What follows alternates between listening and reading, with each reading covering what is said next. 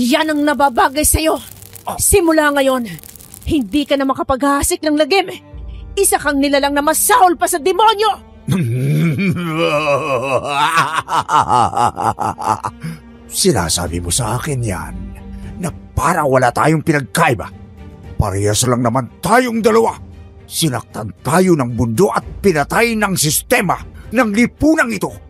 Kaya parehas lang tayo ng piniling landas. Nakakaya mong parusahan ang isang taong may budi na walang pinagkakaiba sa budhi mo.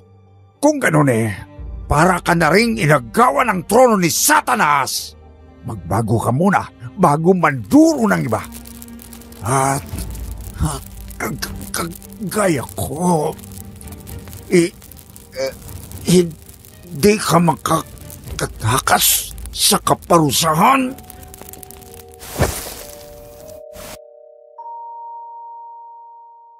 Isang mapagpalang araw po, Miss Ligaya. Itago niyo na lang po ko sa pangalang Sisa. 46 years old na sa kasalukuyan at wala pang asawa. Isa po akong lingkod ng simbahan. Kaya kahit wala pang sariling pamilya, ay hindi ko nararamdaman ang pagiging mag-isa. Masaya po akong naglilingkod sa Panginoon at sa aming komunidad kasama ang mga taong itinuturing kong pamilya. Maligaya at may kapayapaan ang aking buhay ngayon, Miss Ligaya. Pero bago ko narating ang ganitong buhay, dumaan muna ako sa mga mabibigat na karanasan. Gaya ng mga pangyayaring hindi aakalain ng iba na nangyari sa totoong buhay. Lahat ng yun po ay nakayanang lampasan ng isang kagaya ko. Ako ay itinuturing na kahihiyan ng aming pamilya. Magkapatid kami ng nanay ko dahil ang tatay namin ay iisa. Nakakahiyaman at masyadong sensitibo pero ang totoo, ako ay bunga lang ng panggagahasa ng aking ama sa sarili niyang anak. Hindi kinaya ng nanay ko ang nangyari sa kanya, kaya matapos akong isilang, kinitil niya ang sariling buhay. Hindi naging maganda ang naging buhay ko sa sarili kong tahanan. Dahil palagi akong sinasaktan at pinagmamalupitan ng mga sarili kong kapatid na tiyahin ko rin. Ang katotohanan tungkol sa aking pagkatao ay matagal na inilihim sa iba. Nang ito'y mabuking, ipinatapon ako sa isang basurahan. 7 taon lang po ako ng mga panahong yun. Napunta ako sa isang matandang magbabasura na tawagin na lamang natin sa pangalang Aling Ising. Pinalaki ako ni Nanay Ising sa pagmamahal kahit nakatira lang kami sa isang barong-barong. Nagawa niya naman akong mapaapak hanggang high school pero hindi na kinaya hanggang kolehiyo. Nagkasakit si Nanay kaya pinasok ko ang iligal na trabaho, ang pagiging isang estapadora. Alam kong panloloko ang aking ginagawa pero wala na akong puso para sa iba. Ang mahalaga lang sa akin ay maipagamot si Nanay. Pero hindi palaging nananaig ang aking pagiging mapanlinlang sa ganitong hanap buhay dahil isang araw,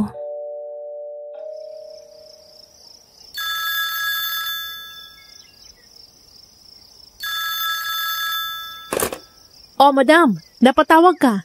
Minsan ay medyo mahina rin ang kukote mo, ano? Madam naman, ulyanin yung si Mang Jose, madaling target. Tsaka halos itapon niya na yung pera niya sobrang dami. Kaunting kembot na lang. Makukuha ko ng 500k niya. Pagkatapos, madali na lang ulit magpalit ng identity. Hinahanap tayo ng mga pulis. Hindi mo ba alam? Madam naman, huwag ka magpiro ng ganyan. Gandang-ganda na umaga ko Tsaka, ngayon pa ba ako magiging wanted mas magandang ang taktika ko ngayon kaysa sa dati? Sira ka ba? Nakarating sa mga pulis ang ginagawa mo. Ibig sabihin, may palpak pa rin sa trabaho. Huh? Hindi ka siguro nag-ingat sa pagtatago ng totoong identity mo, ano? Paano yun, madam? Saan ka pala ngayon? Saan pa ba? Di magtatago. May flight ako papuntang Mindanao ngayong araw. At ikaw, maghanap ka na rin ng matataguan. Yung siguradong hindi ka matutunton. Paniguradong sira ang buhay natin pag napunta tayo sa kulungan. Lalo ka na. May nanay ka pang sakitin. Sino mag-aasikaso dyan? Kaya nga, madam Di ko rin akalaing aabot sa ganito kasi sinisiguro ko naman malinis at walang bakas sa bawat trabahong ginagawa ko. Once na nakuha ko ng pera. Tsaka nakailang lipat na nga rin kami ni nanay. Makapagtago lang sa mga na-scam natin. Nagtataka nga siya kung ba't ganun ginagawa namin Buti na lang. Hindi pa nakakalata dahil tsak na hindi siya matutuwa sa ginagawa ko. Di niya ako ganito pinalaki. Kung wala nga lang siyang sakit, di ko naman gagawin to Malas ko naman kasi sa trabaho. Huwag mo na yung masyadong dibdibin. Wala nabuko na. Basta priority natin ngayon ay hindi magpahuli. Kaya maghanap ka na ng matataguan mo. Madam, wala akong pera. Anong gagastusin ko sa paglilipat namin? Di naman pwedeng basta na lang kami umalis nang wala man lang kahit 5 duling, no? Lahat ng bagay kailangan ng pera ngayon. Binigyan kita ng 10,000 ng isang araw Nasa na yun? Madam naman, malamang nagastos na. Pinabayad ko ng renta sa bahay, kuryente, pagkain namin, tsaka maintenance si nanay. Late lang naman ng 10,000 Wala talaga ako ngayon kahit piso. Wala naman akong tinabi kasi kapag wala tayong kliyente, nagagastos din. Padadalhan kita ng 2,000. Bahala ka na kung paano mo gagastusin yan. Hindi rin kasi ako pwedeng magpaubos ng pera kasi may anak akong umaasa sa akin. Sige madam, okay na yon. Salamat ha. Mag-iingat ka sa biyahe. O sige na, bruha. Magsimula ka na mag-impake dyan. No more drama na. Bye. Isang malalim na buntong hininga ang pinakawalan ko dahil sa balitang ibinahagi ni Ate Lorena. Kasamahan ko sa aming iligal na gawain. Nanginginig ang mga kamay ko habang hawak ang di-keypad na cellphone. Pabalik-balik ako sa silid at nag-iisip ng solusyon. Ilang sandali pa ay bumukas ang pinto at sumungaw ang matamlay na mukha ni Nanay Ising. Hawak nito ang isang tasa ng kape. Pinilit kong itago ang aking pagkabalisa at pilit na kinalma ang sarili.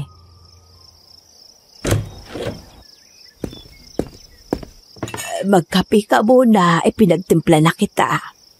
Sige po. Salamat, Nay. Bakit hindi ka pa lumalabas sa kwarto mo? Anong oras na Wala ka bang trabaho? Wala po Bakit naman? Martes lang ngayon Akala ko, every weekend ka lang nagpapahinga sa trabaho. Opo. Labas na ako Doon na tayo sa kusina. Anak, may hindi ka ba sinasabi sa akin? Wala po. Kung hindi ka magtatrabaho ngayon, lumabas ka man lang dyan sa kwarto mo at nang masikatan ka naman ng araw. Nay, siya nga pala. Kailangan na ulit natin lumipat. Ano? Lilipat na naman? Yun po ang dahilan kung bakit hindi pa ako gumagayak ngayon kasi pinaghahanda po ako ng boss namin para sa paglipat. Kasi madidestino na naman ako sa ibang branch. Ang hirap naman ang trabaho mo. Palagi nilang lumilipat. Anak, humanap ka na lang kaya ng ibang trabaho. Kasi Nay, dito po maganda ang kita ko kaya di ko pa iniisip yun. Sayang naman kung pakakawalan ko tong kumpanyang to. Anak, ano ba talagang trabaho mo? Ako'y naguguluhan na sa'yo. Sigurado ka bang legal yan? Oo naman Nay, legal to. Hindi ba napag-usapan naman natin na kung anong klaseng trabaho meron ako? Isa akong sales representative ng kumpanya namin kaya kailangan lumipat sa ibang lugar para magbenta ng produkto. Anak, ito ang tandaan mo Mas mabuti pa ang trabaho sa basurahan kaysa mga illegal na gawain na hindi marangal. Ngayon naman pagdududa ka ba sa akin? Ramdam kita anak. Ramdam ko na may hindi ka sinasabi sa akin. Nanay naman ako ito. Si Sisa. Palaki niyo to Mukha bang gagawa ng masamang alaga mo? Bahala ka, anak. Basta tandaan mo yung sinabi ko. Siya nga pala, mag-intindi ka na kung nagbabala ka ng maglilipat. Mag-impake ka na ng gamit. May gagawin lang ako sa banyo. Ay, Nay, sandali. Okay ka lang ba? Uminom ka ba ng gamot mo, Nay? Oo, anak. Ayos lang ako. Huwag mo na akong alalahanin. Gawin mo na ang mga gagawin mo.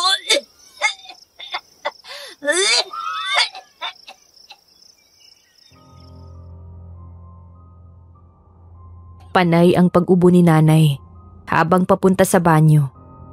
Nag-alala ako dahil mukhang hindi maganda ang pakiramdam niya. Tuyo at walang tigil ang pag-ubo. Pinuntahan ko siya sa banyo.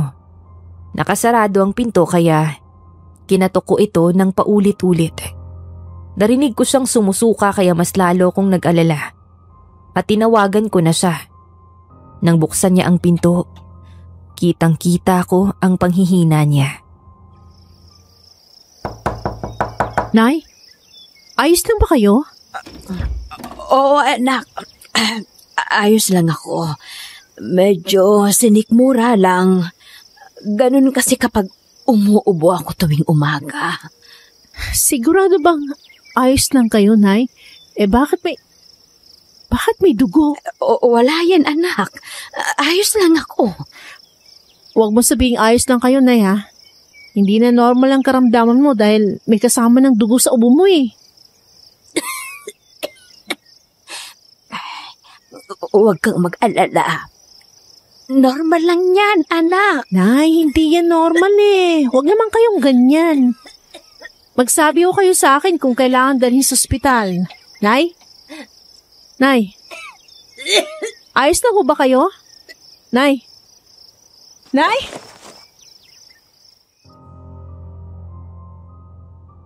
Kaya pala napapatong na lang ang ulo ni nanay sa balikat ko. Nawala na siya ng malay. Wala akong nagawa. Kahit wanted ako at nagtatago sa mga tao, kinailangan kong dalhin si nanay sa ospital. Nagsuot ako ng wig, sunglasses at face mask para hindi ako makilala. Sinabi ng doktor na kailangang operahan si nanay at ang halaga ay mahigit 100,000. Natuliro ako. Wala akong alam kung saan kukuha ng ganoong kalaking pera. Tumambay na lang ako sa likod ng ospital. Malapit sa isang maliit na tindahan para magsigarilyo. Sobrang gulo kasi ng utak ko at paninigarilyo ang isa sa aking libangan. Ay, Diyos ko. Saan ako kukuha ng ganong kalaking halaga? Magbenta na kaya ako ng bato o magpag-amit sa pinakamayamang tao sa Pilipinas? Ay, di ko na alam. Ay, miss, mahiya ka naman. Kababae mong tao, ang lakas mong magbuga ng sigarilyo. Ha? Hindi lumayas ka sa tabi ko. Ba't dito ka pupwesto tapos magrereklamo ka, nauna ako rito? Teka nga. Parang namumukhaan kita. Ako? Namumukhaan mo? Excuse me? Dahil lang ako rito, no? Di nga kita kilala eh. Teka. Parang ikaw yung wanted na estapadora. Ha? Nakikilala pa rin kita kahit may wig ka. Hindi ako yon. Baka nagkakamali ka lang. Hindi ako yon. Nakikita mo ba tong ID ko, ha? Isa akong pulis. At ikaw yung hinahanap ko. Agad na nanlaki ang mga mata ko nang makita ang ID niya. Walang ano-ano ay bigla akong napatakbo. At agad niya naman akong sinundan. Hoy! Estapadora! Bumalik ka rito! Marami ka nang naloko! Kailangan mong managot sa batas! Hindi ako yung estapadora! Nagkakamali lang kayo! Halos lahat ng pasikot-sikot ay nadaanan ko na makatakas lang sa pulis na yun na wala nang tigil ng kakahabol sa akin. Hanggang sa maramdaman ko ang paghila ng isang lalaki sa may makitid na eskinita. Tinakpan niya ang bibig ko At nang dumaan ang pulis, malapit sa amin, ay dinikit niya ang kanyang mukha sa akin. At nagkunwaring hinahalikan ako. Tsaka lang siya lumayo nang makalampas na yung pulis. Ay, anak na, sino ka? Nakakabigla ka naman eh.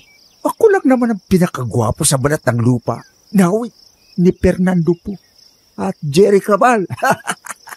Ba ako ng hininga mo? Aba, walang utang na loob pa. Ikaw na nga itong tinutulungan eh. Eh di salamat. Masaya ka na. Teka nga, wanted ka hindi ba?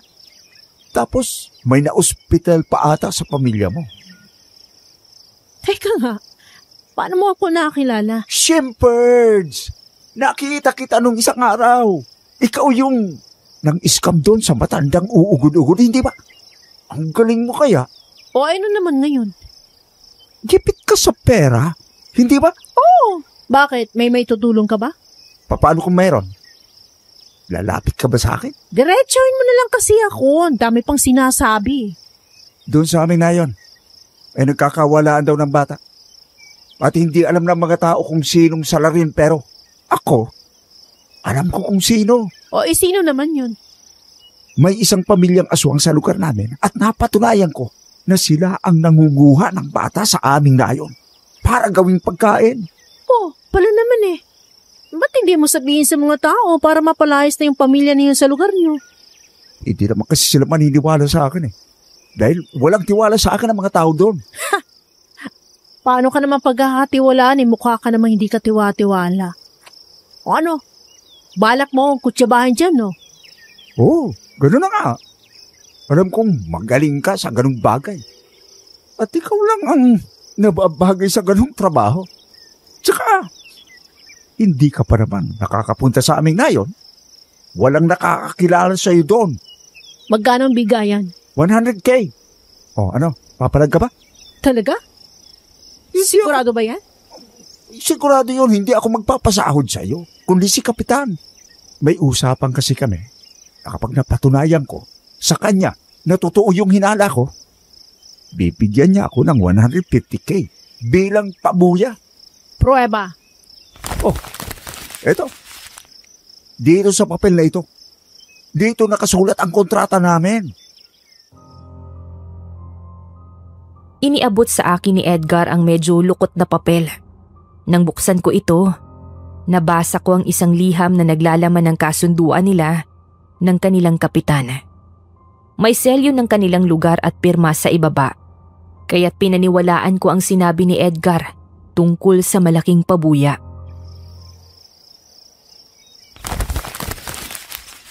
Kita mo na? Madali lang akong kausap basta magagawa mo lang ng maayos ang trabaho mo. Sigurado ka bang mababayaran mo ako dito? Nakita mo naman yung 150K yung nakasulat dyan. Ibig sabihin, ang mapupunta sa akin 50K. 50K lang at sa iyo ang 100. Ayaw mo nun? Sigurado nang mababayaran ang bill sa ospital. May pang-inom ka pa. Okay. Kailan tayo magsisimula? Yan ang gusto ko sa iyo. Laging ganado. Piyesta sa Huwebes.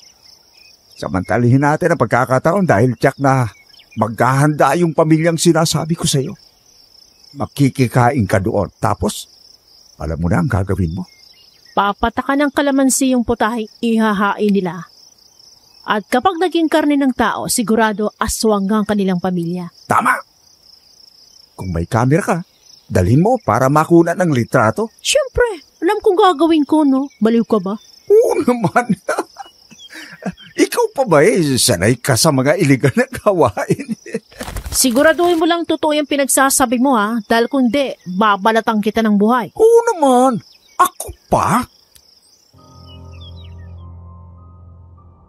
Sinapian ako ng pag-asa dahil sa alok ni Edgar, kaya agad ko itong tinanggap. Sa araw na pinag-usapan namin, naghanda ako para sa misyon. Sinigurado kong hindi ako makikilala kaya binago ko yung itsura ko. Nagsuot ako ng wig, nag-makeup, at isang bestida na hindi ko karaniwang sinusuot. Ang dating ko ay isang mahinhin at inosenteng dalaga na madaling pagkatiwalaan.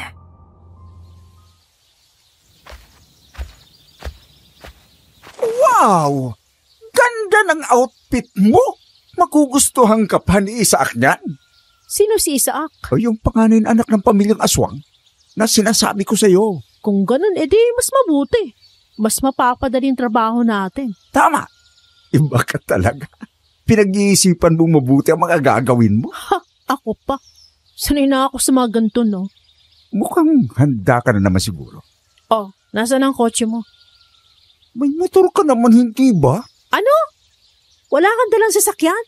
Pampihira ako. Ako pa talaga magdadrive sa ating dalawa? Pasensya na.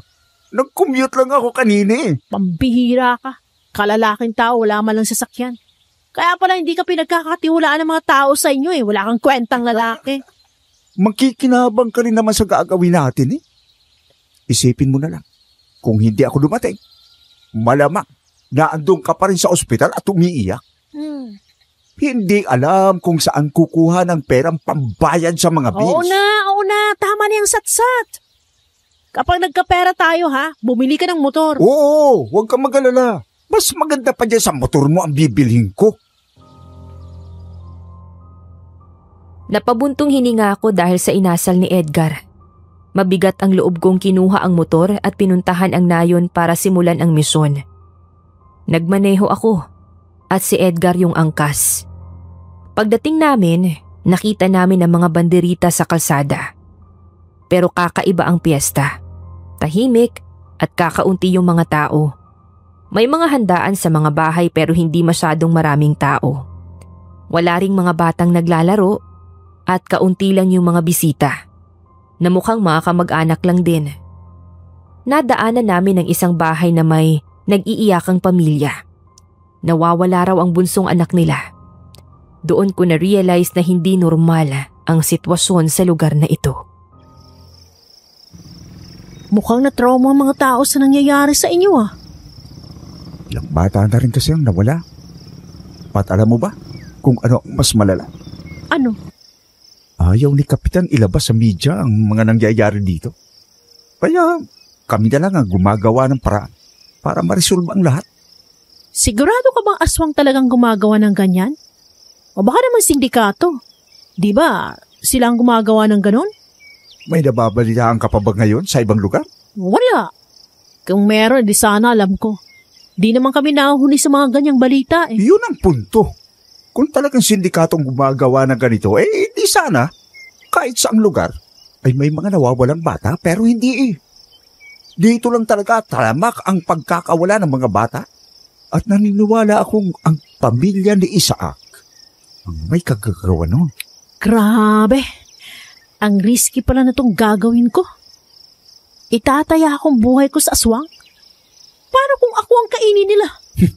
Kaya nga tinuturo ko sa iyo ang mga gagawin mo para makaligtas ka habang nag-iispiya sa kanila. Magdala ka ng bawang, kalamansi, rosaryo, saka yung itlog na bugok. Alam mo na kung paano ang gagawin doon.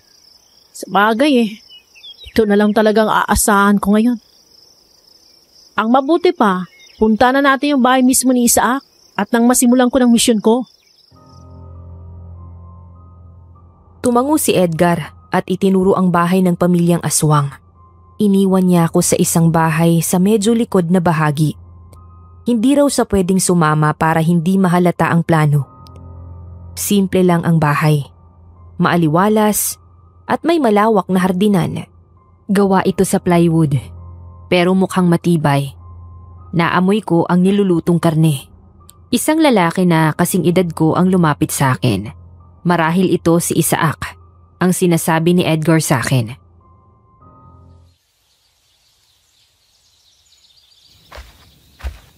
Anong kailangan nila? Magandang araw ho. May hinahanap po akong kamag-anak dito kaso lumipat na pala sila tapos nagawi lang po ako sa bahay nyo. Ang ganda po kasi ng hardin. Ganun po ba? Tanim po yan ni nanay. Yan nga po ang nagpapaganda sa aming bahay. Ayon na rin sa mga dumadaan. Nakakatuwa naman. Dikit-dikit kasi mga bahayan sa amin kaya bihira na ako makakita ng hardinan. Uuwi na rin ako pagkatapos. wala naman pala rito yung pinupuntahan ko sayang. Hindi pa naman ako kumain ng almusal. Gutom na ako ngayon. Ganun po ba? Sayang naman ang pagpunta ninyo dito. Lalo't gutom na pala kayo. Gusto ninyo, dito na kayo kumain sa amin. Marami naman yung niluto naming handa, tsaka nagpapatuloy talaga kami ng bisita kapag ganitong piyesta. Ay, hindi ba nakakahiya? Hindi niyo naman ako kakilala tapos pakakainin niyo ako sa inyong bahay? Wala pong kaso yun. Ang piyesta naman kasi ay para sa lahat. Hindi lang para sa nayo namin. Kaya wag na po kayo mahiya. Talaga? Maraming salamat ha. Medyo gutom na nga rin kasi talaga ako Teka pala, ano pangalan mo? Isaac po. Bakit po? Wala naman. Naririnig ko na rin ang pangalan mo sa mga taga rito. Mabuti ka raw tao ayon sa kanila. Talaga po? Hindi naman po. Marami lang po ako mga kaibigan dito. Huwag ka nang mangupo. Sa tingin ko magkaedad lang tayo tsaka kung tatawagin mo ko, huwag nang ate ha. Sisa na lang. Sige. Sisa. Yan, ganyan. Pasensya na ha. Gutom na nga talaga Kaya huwag ka nang mahiya. Sumama ka na sa akin sa loob at nang maipagsandok na kita.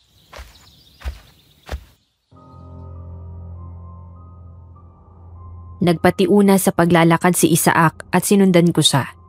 Malinis at maaliwalas ang sala. May nakaupong bata sa sofa, kapatid siguro ni Isaac. At ngumiti ito sa akin. Pinaupo ako ni Isaac sa upuan malapit sa lamesa. At pumunta naman siya sa kusina. Habang naghihintay, nagmasid ako sa loob. Ordinaryo lang ang bahay. Walang nakasabit na medalyon, bungo o buto. O walang masangsang na amoy. Napakalinis at maayos sa mga gamit.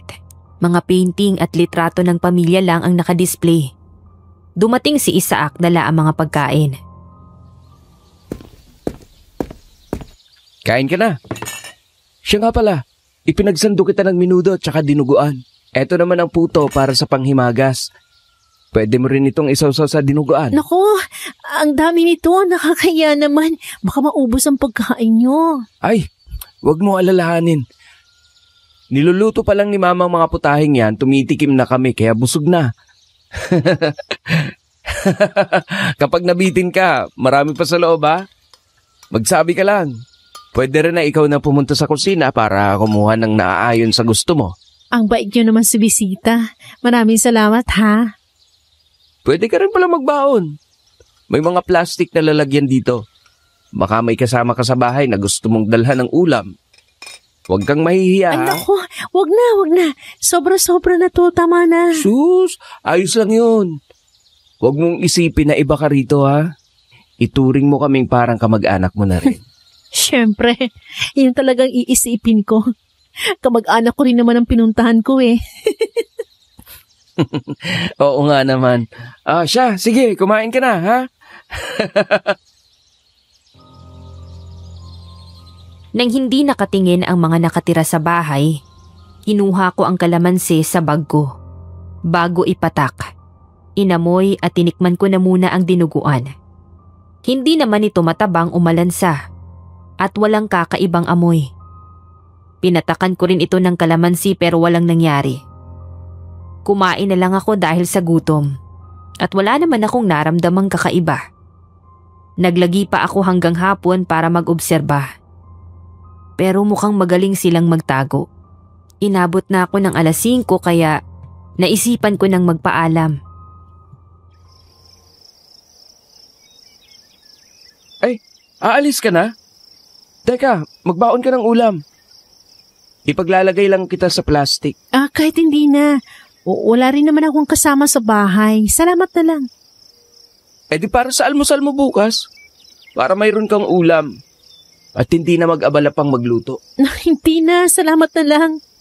May inuman pala kami. Katas ang ubas, tsaka tuba ang alak. Parang yun ang pinaka-family bonding naming mag-anak ngayong piyesta. Talaga? Ang saya nyo naman. Maganda ngang ganun. Gusto mo bang sumama? Pwede ka naman dito makitulog, sakaling gabihin ka. Okay lang ba? Baka nakakaya kasi para sa pamilya nyo naman yun eh. Hindi naman ako nabibilang dito. Baka mailang pa mga kasama nyo sa bahay. Ay nako, wag ka nang mahiya. Ayos lang yun, tara na.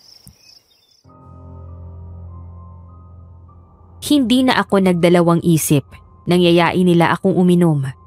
Pagkakataon ko na para mag-obserba at makausap sila. Isinama nila ako sa likod ng bahay.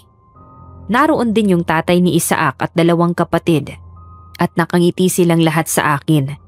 Parang komportable na ako sa kanila at wala akong naramdamang kakaiba. Maupo ka lang.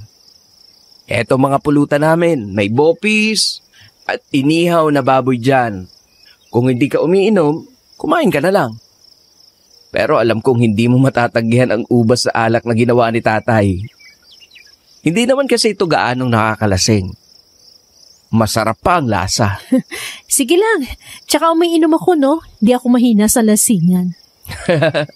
Siya nga pala. Ito ang tatay ko. Ito naman 2 ko pang kapatid. Bali 3 pala kami dito at puro lalaki. May pasok sila kanina kaya wala sila rito. Ganun ba? Ako nga po pala si Sisa. Nakipiesta lang po ako sa inyo. Hindi po ako girlfriend ni Isaac. Huwag ka mahiya sa kanila. Mababait ang mga yan kagaya ko. O eto pala, kumain ka muna ng bopis. Matanong ko lang pala. Anong karne palang ginamit nyo? Karne lang baboy. Tsaka kambing. Hindi ka ba kumakain nun? Kumakain ako syempre. Naitanong ko lang naman. Tikman mo rin itong inalak na ubas. Masarap yan. Agad kong nilagok ang alak na ubas na inaalok ni Isaac. At napaduwal ako dahil parang lasa itong dugo na malansa at lasang kalawang.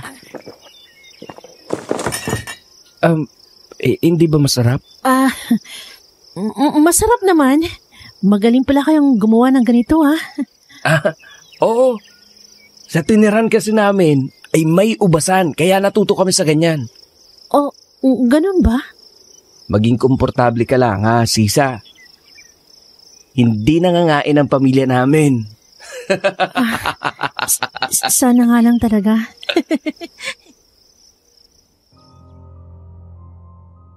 Unti-unti na akong nagkaroon ng ideya ng mga panahong yun. Pero hindi pa rin yun sapat bilang pruweba. Naisipan kong manatili pa ng hanggang gabi doon. Hindi ako makatulog dahil namamahay. Kaya magandang pagkakataon yun para mag-obserba. Habang nakahiga sa kwartong tinutuluyan ko, napansin kong lumabas si Isaac. Naisipan ko itong sundan pero hindi ko na ito makita. Sa kakasunod ko sa kanya, ay nakarating ako sa sukalan. May naramdaman na akong presensya. Parang may tao sa malapit sa akin. Sino yan? Isaac? Ikaw ba yan? Naglingalinga pa ako hanggang sa may marinig akong pagpapagaspas ng pakpak sa aking likuran. Nang lingunin ko ito ay halos atakihin ang puso ko sa aking natanaw. Hindi ko masyadong maaninag ang itsura nito dahil sa dilim. Pero dahil sa kaunting sinag ng buwan, nakikita ko na isa itong malaking nilalang na may pakpak at hawak ang isang bata na tila wala ng buhay. Nahalata nito na may nakamasid sa kanya, kaya lalo nitong binilisan ang paglipad at nagkubli sa dilim. Hinahanap ko kung saan na ito nagtungo pero hindi ko na makita. Hanggang sa napapitlag na lang ako nang bigla na lang may humawak sa akin sa braso. Sisa! Isaac! Anong ginagawa mo rito? Bakit hindi ka pa natutulog? Wala. Nagpapahangin lang. Delikado rito sa labas. Matulog ka na. Ikaw, anong ginagawa mo rito? Wala ka na dun. Sigurado ka? Pumasok na tayo sa loob. Kung ano man ang nakita mo, ay huwag mo nang bigyan ng pansin. Bakit hindi? Hindi sumagot si Isaac. Sa pagkakataong yun ay unti-unti na akong nagkaroon ng ideya kung ano ang meron sa lugar na ito. Nasaksihan ng mga mata ko ang aswang na sinasabi ni Edgar. Nanatili pa ako sa bahay nila para maging klaro sa akin ang lahat. Dahil may hinala na ako na si Isaac ang aswang na nakita kong lumilipad. Nanatili pa ako sa kanila ng isang araw at tumulong sa pagluluto. Napansin kong wala silang bawang at asin sa kusina. Palihim kong kinuhanan ng larawan ang mga sangkap gamit ang kamera ko. Pero nataranta ako nang makita si Isaac. Kaya agad kong itinago yung kamera. Oh, ano yan? Wala naman. Hinahanap ko lang naman yung asin dito. Hindi kami gumagamit ng asin? Ha? Anong ginagamit yung pampaalat? Kansoy ang ginagamit naming pampalasa ng pagkain. May natural na alat din yon gaya ng asin. Yun kasi ang turo ng aking mga lolo't lola. Mas mainam daw yon kesa sa asin. Mas masustansya pagkain kapag yun ang inilalagay. Ganun ba? Bakit wala kayong bawang? Naubusan lang. Ganun ba? Talaga lang Oo. May sabuyas naman dito. Okay na yun. Muntik na akong makakuha ng pruweba dahil sa hindi nila paggamit ng asin. Pero kapani-paniwala naman ang paliwanag ni Isaac. Kaya naguluhan ako. Mag-aani ng mangga si Isaac kinagabihan kaya sumama ako. May kalayuan ang lalakari namin kaya kinausap ko si Isaac para basagin yung katahimikan. May nobya ka na? Nobya? Wala pa. Hindi pa ako gaano nakakaipon kaya hindi pa ako dapat magnobya. Tsaka hindi ko alam kung dapat ba akong mag-asawa. Bakit naman hindi? Madali mo mapapasagot ang babae kasi may tsura ka naman. Maskulado pang katawan. Tsaka marami kang alam na gawaing panlalaki. Yan ang trip ng mga babae sa gusto nilang mapangasawa. Hindi pa kasi ako interesado tsaka hindi naman ako nagmamadali. Ikaw ba? May nobyo ka na? Wala pa. Pareha siguro tayo ng dahilan. Di ko alam kung dapat din ba ako mag-asawa. Yun naman pala eh. Parehas tayong dalawa. Siya nga pala, anong trabaho mo? O saan ka nagtatrabaho? Ipakukulong mo ba ako kapag sinabi kong isa akong kriminal? Sus, sa itsura mong yan, ikaw? Magiging kriminal? Malabo. Pero gusto kong sagutin yung tanong mo kahit alam kong nagbibiro ka lang. Anong sagot mo? Dapat lang na ipakulong kasi hindi tamang ginagawa nila. Hanggat maaari nga dapat maparusahan sila. Pero paano kung nagagawa lang nila yon dahil galit sila sa mga taong nanakit sa kanila? O kaya namanhid na sila dahil sa dami ng pagsubok na pinagdaanan nila? Wala na silang pakialam kung makasakit sila ng iba o kaya naman biktima lang sila ng pangit na sistema. Itatanong ko sa'yo, ninakawan kita dahil mahirap ako at walang pera. Anong mararamdaman mo? Siyempre, magagalit ako sa'yo. Kailangan ko rin yung pera Yan ang punto. Kahit na mahirap ang iyong pinagdadaanan at masakit ang iyong kalooban, kaya ka nakakagawa ng masama, dapat ka pa rin managot sa mga taong naperwisyo mo dahil katulad mo, mayroon din silang pangangailangan at sariling buhay. Teka nga, parang sa buhay mo, di ka pa nakaranas magdusa, no? Siguro, masaya ka na simula bata. 2 araw mo pa lang akong kilala, kaya hindi mo masasabi. Basta tandaan mo, tayo dapat ang humuhubog sa sarili natin at hindi ang mga pinagdaanan natin. Sa bagay. Natahimik ka yata ha? Bilisan na natin at marami din ang ating aanihin. Kumirot ang dibdib ko sa mga sinabi ni Isaac. Parang napakalinis ng konsensya niya. Ako, na isang magnanakaw at manloloko, ay parang nabigyan ng pag-asa sa mga salita niya. Naggulo na naman yung isip ko dahil parang hindi naman posible sa isang aswang ang magsalita ng ganoong bagay. Hating gabi na nang matapos kaming mag-ani ng mangga. At binigyan niya ako ng isang plastic bilang pasasalamat sa pagtulong ko. Ang dami naman ito, Isaac. Baka mabulok lang sa akin ang mga to. Di rin naman ako masyadong mahilig sa mangga eh. Hayaan mo na. Mamigay ka sa mga kapitbahay o kaya sa kasama mo sa bahay. Sige na nga. Salamat dito ha. Huwag kang magpasalamat. Tinulungan mo ako kaya binigyan kita. Kung di ka sumama rito, asahan mong hindi rin kita bibigyan yan. Sabagay, mas okay na itong binibigyan kaysa magnakaw. Magnanakaw ka siguro, no? Paano kung oo? Nakituloy lang pala ako para nakawan kayo. Mas mabuti sana kung may mananakaw ka sa amin, kaso wala naman kaming yaman. Kundi pagmamahalan. Alam mo habang tumatagal, kumukorni ka na, no? Ikaw din naman. Habang tumatagal, nawawala ng hinhin mo. Nung una parang Maria Clara akong umakto, pero ngayon, daig mo pang kargador sa palengke. Aba, marunong ka pala ng ganyan, ha? Oo na, bilisan na natin. Nagpatiuna ako sa paglalakad habang tumatawa si Isaac sa likuran ko.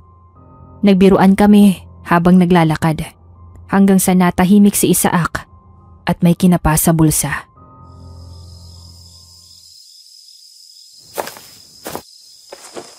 Oh, napano ka? May nawawala ba? May naiwan ako dun sa manggahan. Naku, mga lalaki talaga. Walang ingat sa gamit. Paano ba yan? Babalik ako doon para hanapin. O, wag mo sabihin na isasama mo pa ako, ha? Ang layo na ninakad natin, masakit ang pa ako. Oo na. Diyan ka na lang, hintayin mo ako. Bilisan mo, ha? Ang pinakaayaw ko sa lahat yung pinaghihintay. Bumalik si Isaac sa manggahan at naiwan akong nakaupo sa sukalan. 10 minuto na ang lumipas kaya nagsindi ako ng sigarilyo para mawala yung inip ko. Habang naninigarilyo, naamoy ko yung isang masangsang na amoy. Hindi ito galing sa sigarilyo ko, kundi sa likuran ko. Narinig ko ang pagkaluskos malapit sa akin. Isaac? Ikaw ba yan? Huwag mo akong pinagtitripan, ha? Tatamaan ka talaga sa akin. Isaac! Naramdaman kong nagpapalipat-lipat siya ng pwesto. Nagpalingalinga ako, pero hindi ko makita ang pinagmumula ng tunog. Maya-maya, narinig ko ang paghinga at ungol ng isang nilalang.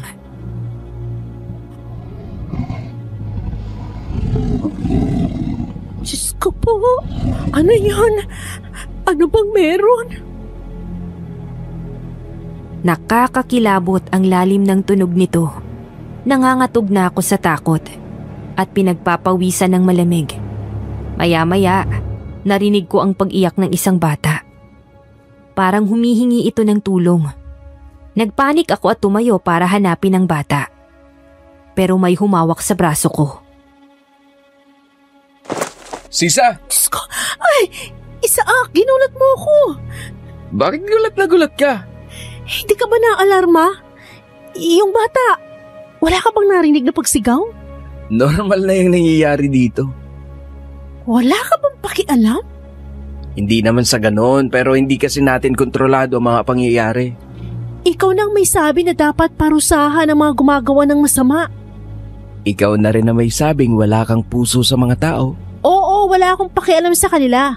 Pero hindi sa mga batang walang kamalay-malay, oy. Ginagawa na ng paraan ng kapitan namin para mahuli ang may sala. At hindi sa lahat ng panahon, Sisa, magpapakabayani tayo. So, wala ka talagang pakialam. Padabog akong naglakad at hindi na hinintay pa yung sagot ni Isaac. Naghihinala na ako na baka ang pamilya niya ang may pakana ng lahat. Kinaumagahan habang kumakain ako kasama ang pamilya ni Isaac, pinagmasdan ko sila. Parang nawawala ang isa sa kanila. Napaisip ako, hindi kaya siya yung aswang na nagparamdam sa akin kanina kaya wala siya sa hapagkainan ngayon. Hindi ko alam pero naguguluhan na ako. Kinagabihan, naglagay ako ng bawang sa tabi ng higaan nila. Pero wala namang nangyari. Sinubukan ko ring lagyan ng asin ang pagkain nila pero wala ding nangyari. Hinanap ko si Edgar para sabihin sa kanya ang mga natuklasan ko.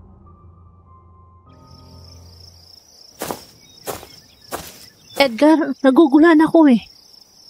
Minsan may mga nakikita akong senyales na aswang sila. Minsan naman wala. Ano ba talaga? Alam mo, maghintay ka lang. Malalaman mo rin ang totoo. Aayon din ang pagkakataon sa'yo. Mababayaran ba talaga ako? O hindi biro sumugal sa ganitong klaseng trabaho Kung nagkataong aswang nga talaga ang pamilya ni na Isaac, baka ako ang minamanipulan nila Naghihintay lang pala sila ng tamang pagkakataon para kuhanin ang loob ko. Para madali na lang nila akong biktimahin. Huwag kang mag-alala. Mababayaran ka rin. Basta gawin mo lang ang best sa trabaho na ito. Yes! Di ko na alam eh. Hirap naman ito. Habang nag-uusap kami ni Edgar, biglang nagkagulo ang mga tao. Naalarma ako at sinundan sila. Sumama naman sa akin si Edgar. Nakita namin ang isang umiiyak na ina sa talahibana. May nakitang putol na paa ng bata at nakilala ito ng ina. Nangilabot ako sa nasumpungan. Hindi ko akalaing ganun kalala ang sitwasyon sa nayon. Kita mo na ang mga nangyayari? Hindi lang para sa pera ang ginagawa mo. Para yan sa kapakanan ng lahat ng tao dito. Lalo na sa mga batang inosente na nadadamay sa kasamaan ng pamilyang aswang ni Isaac. Pero anong gagawin ko? Lahat na ng paraan ginawa ko pero wala akong napatunayan kahit ano eh. Pinanghihinaan ka na ba ng loob? Yung totoo, napalapit ka na ba sa pamilya ni Isaac? Hindi naman sa ganun. Bakit ka nagkakaganyan? Nung una natin itong pinag-usapan, game na game ka sa gawain na ito. Dahil sa hospital bills ng nanay mo pero ngayon, parang ayaw mo nang gawin. Edgar, kung talagang matindi ang hinala mo sa pamilyang yon, ba't hindi ikaw ang gumawa ng ginagawa ko? Nahuli mo na sila, di ba? Pruweba na lang ang kulang sa'yo. Sa tingin ko, mas magagawa mo yun ang tama kaysa sa akin. Natahimik si Edgar. Parang nanuyo yung lalamunan niya. Wala akong lakas para magpatuloy. Kaya umalis na ako at iniwan siya. Hindi na rin ako umuwi kina Isaac. Naninigarilyo lang ako sa isang bakanting waiting shed. Iniisip ko kung makukuha ko pa ba ang pera para kay Lola. Maya-maya, nagring ang cellphone ko. Hello? Critical si Lola? Malalagay sa panganib ang buhay niya pag di pa siya naoperahan? Sige po. Sige po, ma'am. Gagawa lang po ako ng paraan para may maipambayad sa pampa-opera niya. Hindi ako pwedeng sumuko. Kailangan ko makakuha ang pera para maisalba ang buhay ni Lola. Tama. Wala na akong pakialam kung tama o mali bang bintang ko kina Isaac. Basta ko nung makita ko sa kanila. Maliit man o malaking pruweba sa pagiging aswang, hindi ko na papalampasin. At mamanipulahin ko na lang para maniwala mga tao sa akin. Agad akong tumayo at dumiretso kina Isaac. May nakita akong malaking apoy sa likod bahay kaya nagtago ako sa mga sanga ng puno para mag-obserba. Nakita ko ang tatay ni Isaac na may hinihiwang karne. Diyos ko, ano yun? Sobrang laki ng karneng hinihiwa ng tatay ni Isaac. Di naman ganito ang karne ng baboy. Hindi kaya yun ay karne ng tao? Diyos ko, nakakatakot pala makakita ng ganito. Pinagmasdan ko pa sila. Parang may ritual silang ginagawa. Nanlaki ang mga mata ko nang makita kong kinakain nila ang karne ng hilaw gamit ang kanilang mga kamay. Nakakakilabot. Nanlilisik ang mga mata nila at walang pakialam sa dugong tumutulo sa bibig nila. Kinunan ko sila ng video. Wala akong pinalampas na detalye kahit isa. Okay na to. May pruweba na ako. Makukuha ko ng pera. Mapapagumot ko na si Lola. Ito lang pala ang pagkakataong inihintay ko. At hindi ako nagkamaling pumalik ako rito ngayon. Tinawagan ko si Edgar pero pinapunta niya ako sa kapitan para makuha ang pera. Tinuro sa akin ng isang tauhan ang bahay ng kapitan. Isang matandang lalaki. Mga nasa 60 taon ang bumungad sa akin. Oh, kung ganon, ikaw na pala yung hinihintay ko. Nasabi na ni Edgar sa akin kanina, napaparito ka dala ang mga litratong kinuha mo. Hindi naman pala ako na isahaan ng lalaki yon dahil dumating ka. Eto na po yung mga larawan. Hindi pala talaga mga sindikato ang salarin ng pagkawala ng mga bata kundi mga aswang. Mahusay ang ginawa ninyo ni Edgar. Maraming salamat dito. Yung bayad niyo po. Hindi pa ba naibibigay sa iyo ni Edgar? Ha? Kinuha niya na sa akin yung bayad. Ang sabi niya, siya na raw mag-aabot sa iyo. Sabi pa nga niya sa akin, hindi ka niya papupuntahin dito nang hindi ko ibinibigay yung bayad. Kapitan, wala siyang binibigay na bayad sa akin. Aba, problema ninyo yan. Basta ako, bayad na sa utang ko sa inyo. Gusto kong magalit kay Edgar at sa sarili ko dahil sa naloko ko. Pero hindi ako nagpadala sa emosyon. Tinawagan ko ulit si Edgar. Nasa iyo na palang pera. Pero ba't hindi mo binigay sa akin yung parte ko? Hindi pa naman tapos ang misyon mo, hindi ba? Nagawa ko na lahat. Nalaman ko na siniisak nga yung aswang sa lugar nyo. Ano ba bang gusto mong gawin ko? Hindi ka pa nakasisiguro sa kanila. Paano kung makatakas sila at ipagpatuloy ang pambibiktima ng mga bata? So anong plano natin ngayon? Pumunta ka sa kanila. Kandaduhan mo ang lahat ng pinto ng bintana para hindi sila makalabas. Para kapag sinugod sila ng mga albularyo at antingero, hindi sila makakatakas. Mababayaran na ba ako kapag ginawa ko yun? Di ano pa? Tapos ang misyon mo kapag nagawa mo yon. Huwag ka na magpatumpik-tumpik pa. Gawin mo na lang. Inis kong pinatay ang tawag. Nawawala na ako ng tiwala sa mga kagaya ni Edgar. Alang-alang kay Lola, pumunta ako kina Isaac para kandaduhan ang mga pinto. Diyos ko, anong ginagawa ng batang yun dun? Sa bagay, hindi naman pala makakalabas si na Isaac sa kanilang bahay. Walang kukuha sa batang yun. Nagpatuloy ako sa paglalakad, pero natigilan ako nang may makita akong nilalang sa tabi ng bata. May mahabang buhok, itim na pakpak, at kulubot ang mukha. Sinakal nito ang bata, binutas ang dibdib. Dinukot nito ang pumipintig pang puso ng bata. Pagkatapos, isinakbit nito ang katawan ng bata sa balikat. At lumilingon-lingon. Nagtago ako sa likod ng puno. Lumipad ito palayo. At hindi ako makapaniwala. Nanginginig pa rin ako.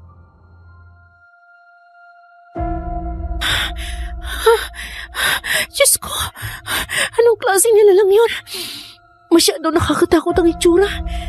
Teka, saan ang galing yun? Imposibleng nanggaling kina Isaac yun. Ang higpit ng pagkakandado ko sa kanilang pinto. Teka, ibig sabihin, may iba pang aswang bukod kina Isaac? Lalong gumulo ang isip ko dahil sa pangyayaring yun. Muli akong tinawagan ni Edgar pero hindi ko na ito makontak. Kinabukasan, nagising na lamang ako na nagkakagulo ang mga tao sa may malapit sa aking kinaroroonan. Kagaya ng madalas kong makita sa nayo na yun, may isa na namang nanay ang umiiyak. Hawak niya ang isang tsinelas. Marahil yun ang tsinelas ng batang kinuha ng aswang kinagabihan. Habang nagmamasid ang mga ito, biglang lumapit sa akin si Kapitan. Kumusta? Nabayaran ka na ba ni Edgar? Hindi nga po eh. Bawiin mo sa kanya yung pera pagkatapos dalhin mo sa akin. Ako na magpaparte. Sa iyo mapupunta ang malaking porsyento at maliit lang sa kanya. Dahil hindi naman siya ang nakahanap ng ebidensya. Pero Kapitan, hindi ko naman po alam kung saan ang bahay ni Edgar eh. May ideya ako kung saan siya nakatira. Sa banda roon, sa may looban. Doon ko siya madalas makita na pumupunta kapag pauwi na siya. Medyo liblib nga lang ang part na yon at wala masyadong kabahayan. Ewan ko ba kung bakit sa dinami-dami ng pwedeng pagbahayan ay doon talaga siya pumunta. Puntahan mo na lang siya doon. Makukuha mo rin yon. Sige po, Kapitan. Salamat po. Agad akong tumungo sa looban na sinasabi ni Kapitan. At gaya ng sinabi niya, medyo sukalan nga ang lugar na yon at walang bahayan. Medyo madilim din na kahit umaga na, ay halos hindi makita ang daan. Tiniis ko ang mga dawag at siit na humahampas sa mukha ko. Ipinagpatuloy ko lang ang paglalakad hanggang sa makita ko si Edgar na naglalakad sa di kalayuan. Uy, si Edgar yun ah. Pag naabutan kitang mokong ka, babalatan talaga kita ng buhay. Lakad takbo ang aking ginawa pero napakabilis ni Edgar at hindi ko maabutan. Hindi pa rin ako sumuko. Patuloy ko lang itong sinundan hanggang sa dalhin ako ng mga paa ko sa isang maliit na bahay. Marahil pumasok na si Edgar sa loob kaya hindi ko na ito naabutan. Napatakip ako ng ilong ko sa sobrang baho doon. Baho? Di siguro naglilinis ng bayang mokong na yun. Napakasangsang ng amoy. Parang bulok na karne na isang taon ang inaamag. Kakaibang atmosfera sa bahay ni Edgar. Mabaho at parang matagal nang hindi nalinis. Nagkalat ang basura, mga tuyong dahon at langgam. Pumasok ako dahil bukas ang pinto. Nandiri ako sa mga nakita ko. Mga bungo ng tao, mga gagamba, mga buto at mga anay sa dingding. Halos masok ako sa aking mga nakita. Ilang sandali pa, may narinig akong kaluskos sa likod.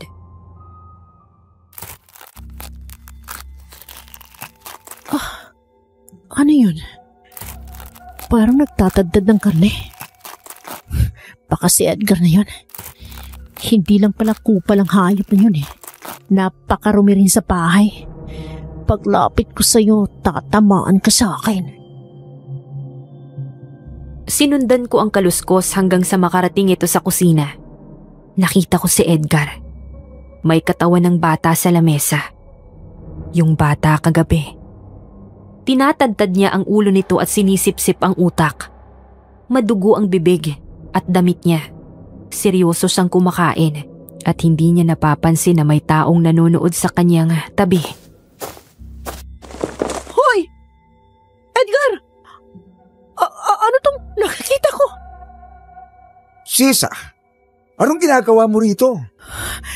Mamamatay tao ka pala. Ano tong meron dito? May mga buto at bungo ng tao tapos ngayon, kinakain mo ang bangkay ng batang yan? Ibig sabihin? Sisa, nagugutom ako ngayon. Gusto mo bang isunod kita sa batang ito? Napakaingay mo. Nakakainit ka ng ulo. Walang hiya ka, Edgar. Ikaw lang palang salarin sa lahat ng gulong nangyayari dito. Oh, Sisa. Aswang ako. Nagpapalit ako ng anyo tuwing gabi at karne ng bata ang kinakain ko. Ako ang salarin ng pagkawala ng mga bata dito sa nayon. Dahil alam mo na ang mga bagay na yan. Hindi na kita hayang mabuhay. Dahan-dahang lumapit si Edgar sa akin. Napaatras ako at tumakbo. Hinila niya ang buhok ko. Nandiri ako sa madugong kamay niya kaya pumalahaw ako ng malakas. Tinadyakan ko naman siya sa kanyang pagkalalaki kaya agad niya akong nabitawan. Ay! Ayan ka! Hayop kang aswang ka. Magpapayad ka sa mga ginagawa mo. Sasabihin ko sa mga tao kung sino totoong salarin sa pagkawala ng mga batang sanayon. Eh di bunyag mo. Hindi naman kita patatahimikin at mararanasan mo rin ang naranasan ng mga batang biktima ko. Lalapit na sana si Edgar pero naalala kong may asin ako sa aking bag. Isinaboy ko yun sa kanya. Sapat na para manghina siya at makatakas ako. Hinahabol pa rin niya ako. Kaya nang may dumaang tricycle sa bungad ng looban, agad akong sumakay at napahagulgol ako sa iyak.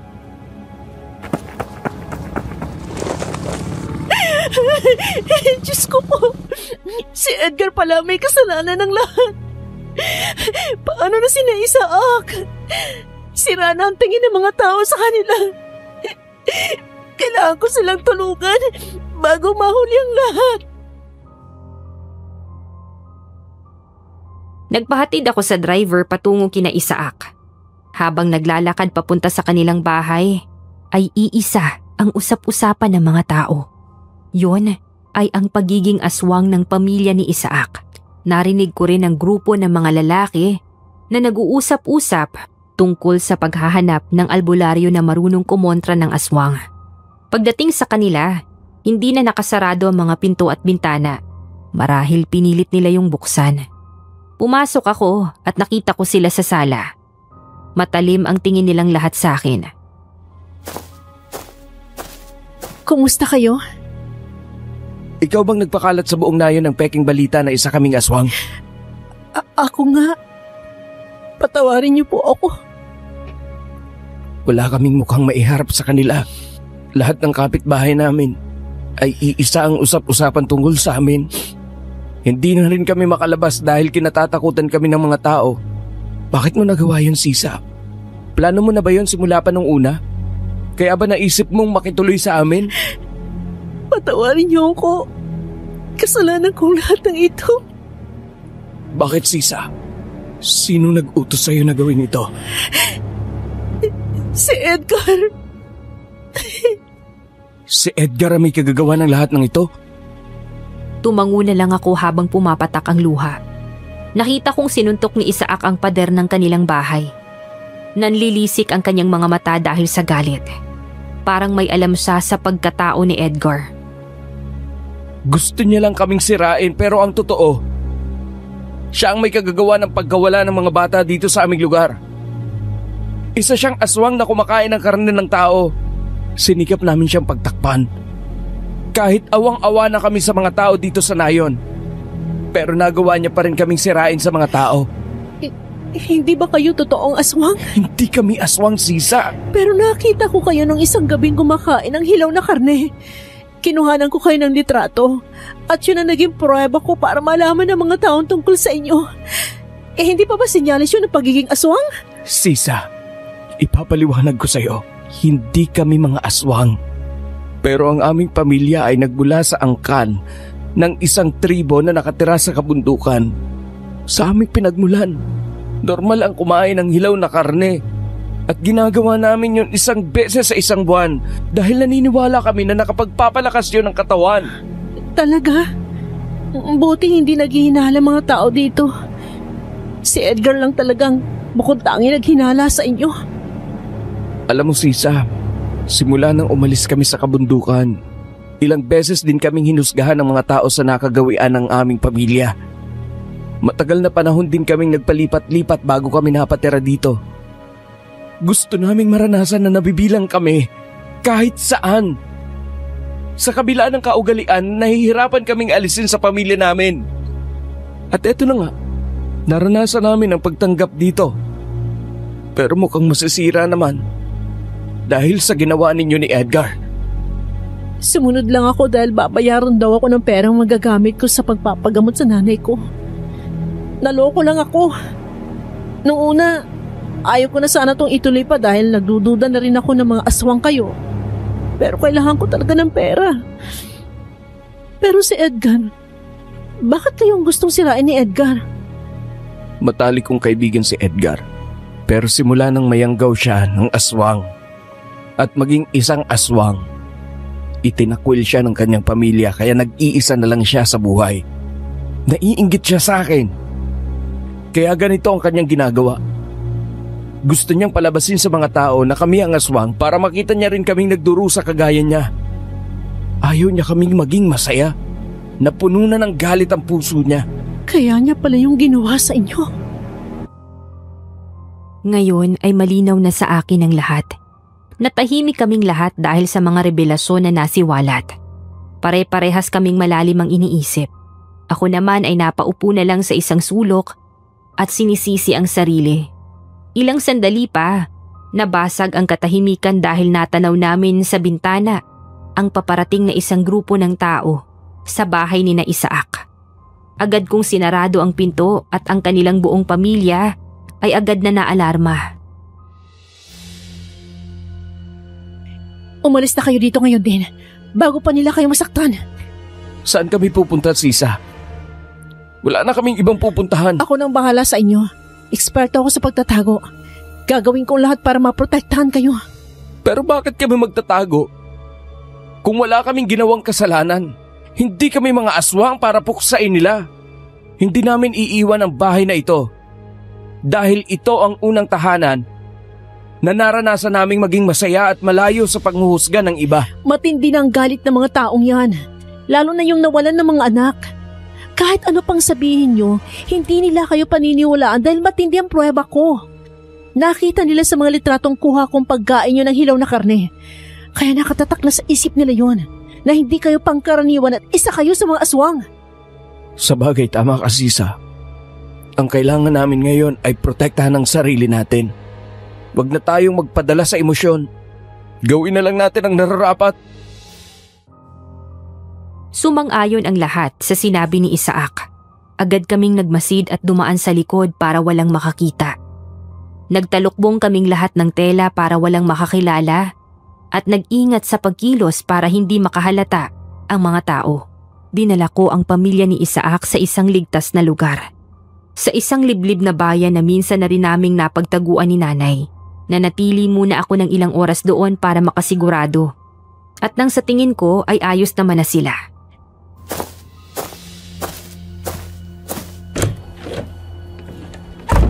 Sigurado akong ligtas kayo rito. Matagal na panahon din kami tumira dito ni nanay.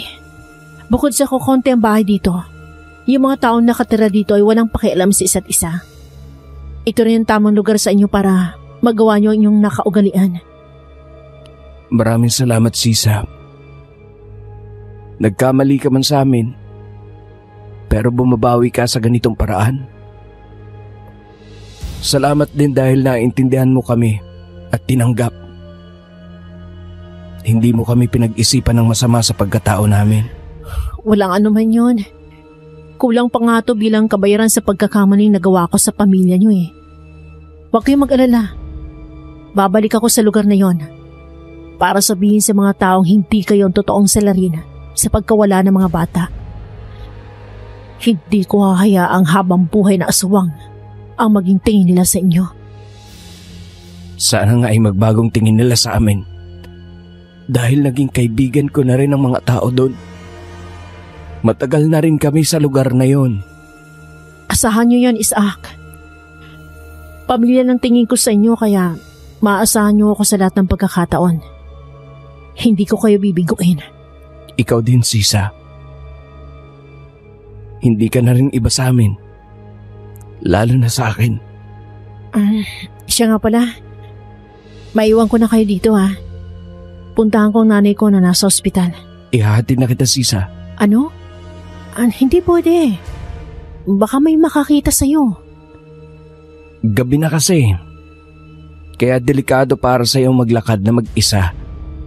Lalo't babae ka pa. Huwag ka mag-alala. Kaya kong protektahan ang sarili ko. Oh, sige. Basta mag-iingat ka ha. Hindi na ako nakaangal pa kay Isaac nang ihatid niya ako. Medyo sukalan din kasi ang daan papunta doon, kaya siya nag-alala sa akin. Nasa ospital pa lang nanay mo? Oo, kritikal ang kondisyon niya eh. Ano bang trabaho mo? Isa Isa ako estapadora. Sa madaling salita, isa akong kriminal, Isaac. Kaya pala ganun ang sinabi mo nung isang araw. Okay lang kung hindi mo maintindihan. Tinalikuran naman na ako ng buong mundo kaya wala na akong pakialam kung illegal tong ginagawa ko. Kapag talaga sinaktan ka ng mga tao, dalawa lang ang pwedeng mangyari. Yakapin ang kasamaan o lalong maging mabuti. Naiintindihan kita. Ikaw, sinaktan din ng mga taong pamilya mo, diba? Oo, pero pinili ko maging mabuti. Hindi yun dahilan para gumawa ng masama. Natauhan ako sa sinabi niyo ni Isaac. Marahil ang kaparehas ko ay si Edgar. Ang pananakit ng mga tao sa amin ang naging dahilan para yakapin namin ang masamang gawain. Ilang sandali pa, may naramdaman akong pagkaluskos sa may malapit sa amin. Isaac, naramdaman mo ba yun? Talasan mo mabuti ang iyong pandinig. Kanina ko pang nararamdaman, Sisa. Hindi ko lang ipinapahalata sa'yo. Baka nasundan tayo ni Edgar. Bilisan na natin. Nagmadali kami sa paglalakad ni Isaac pero hindi rin kami nakawala sa pagdating ng isang nilalang. Ito ang aswang na nakita ko noong isang araw. May pakpak, kulubot ang mukha, itim ang kulay, at nakakatakot ang itsura. Hindi na ako makagalaw dahil sa sobrang kaba. Agad na sinakmal ng aswang ang aking katawan kaya agad akong natumba sa lupa. Pagkatapos, sinakal ako nito gamit ang kanyang kamay na may matatalim na kuko. Hindi ba? Sinabi ko sa iyo, hindi kita titigilan hanggat hindi kita nagiging pagkain. Hindi na dapat binubuhay ang mga katulad mo. Pagkawalan mo ako! Lalo pang diniinan ng aswang ang pagkakasakal sa akin at nang akmang bubutasin na niya ang aking dibdib, ay hinampas ni Isaac ng kahoy ang aswang.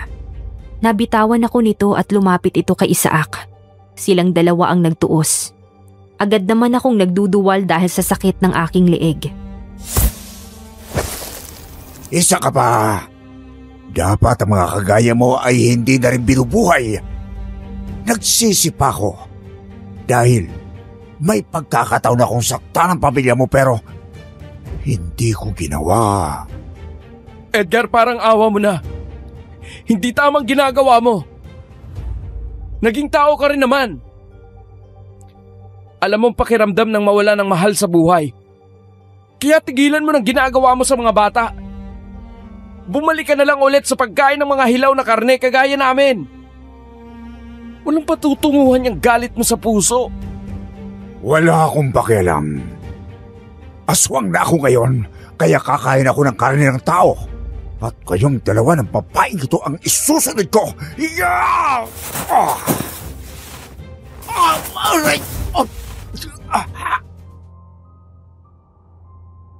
Nanghihina ako ng mga oras na yon. Nanlaki na lang ang mga mata ko nang makitang unti-unti nang binubutas ni Edgar ang dibdib ni Isaac. Agad akong nakakilos at kinuha ang asin sa loob ng bag ko. Isinaboy ko yun sa katawan ng aswang. Agad na nangisay ang katawan nito. Nakuha ko rin sa loob ang rosaryong ibinigay ni nanay. Kinuha ko ito at ipinaltok kay Edgar. Mas lalo siyang nanghina at nilabasan ng usok ang katawan. Pagkatapos ay unti-unti itong bumalik sa pagiging tao.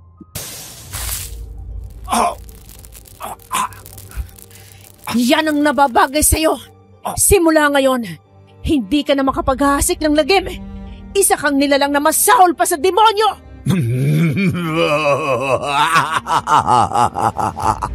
Sinasabi mo sa akin yan na para wala tayong pinagkaiba. Parehas lang naman tayong dalawa. Sinaktan tayo ng mundo at pinatay ng sistema ng lipunang ito. Kaya parehas lang tayo ng piniling landas. Nakakaya mong parusahan ang isang taong may budi na walang pinagkakaiba sa budhi mo. Kung ganun para ka na ring inagawa ng trono ni Satanas. Magbago ka muna bago manduro ng iba. At Gaya ko, hindi ka makakatakas sa kaparusahan.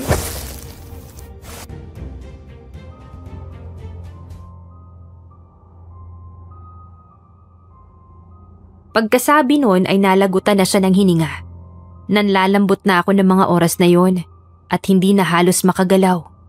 Pero pinuntahan ko si Isaac na noon ay walang tigil ang pagsuka ng dugo.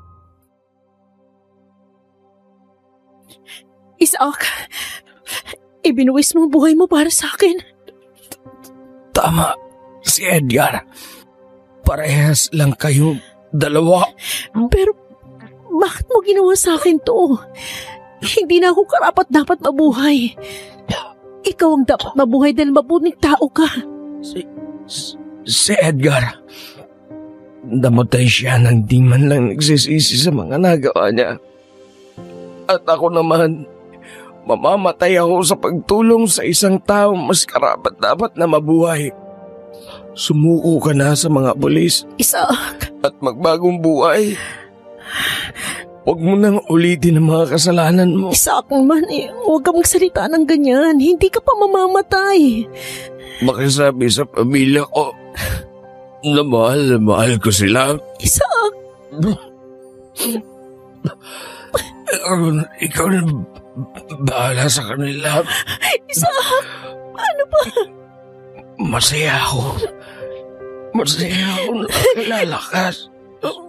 Isaac. Huwag ka magsalita ng ganyan, Isaac. Isaac! Isaac, kumising ka! Imulat mo mga mata mo, Isaac! Isaac, please! Isaac!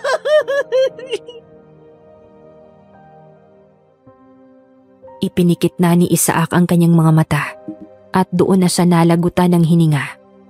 Wala naman akong ibang nagawa kundi ang mapahagulgol dahil sa sobrang hinagpis. Inuwi ko sa kanilang bahay ang labi ni Isaac at labis ang naging lungkot ng kanyang mga magulang at 3 kapatid. Hindi ko muna sila iniwan ng mga panahong yon. Sinamahan ko sila hanggang sa mailibing namin ang labi ni Isaac. Bumalik ako sa ospital pero patay na si Lola. Hindi ko na siya naabutan pa. Nang mga panahong yon ay may nakakita sa akin na isang pulis. Hindi na ako tumakas at nagtago. Isinuko ko na ang aking sarili para mapagbayaran ng aking kasalanan. Simula noon ay wala na akong naging balita sa pamilya ni Isaac. Pero palagi ko silang pinagdarasal na sana ay nasa maayos silang kalagayan. Ilang taon din ako sa kulungan at nang makalabas ako ay pinili kong magbagong buhay. Hindi na ako nagpaapekto sa mga galit na nanahan sa aking puso. Iniwasan ko na ang lahat ng mga bagay na iligal at makakasama sa ibang tao. Kung may iiwan man akong aral sa mga tagapakinig, yon ay ang bagay na sinabi ni Isaac. Hahampasin tayo ng mga pagsubok sa buhay, sasaktan at tatapakan ng iba. Pero manindigan tayo sa kabutihan kahit anong mangyari.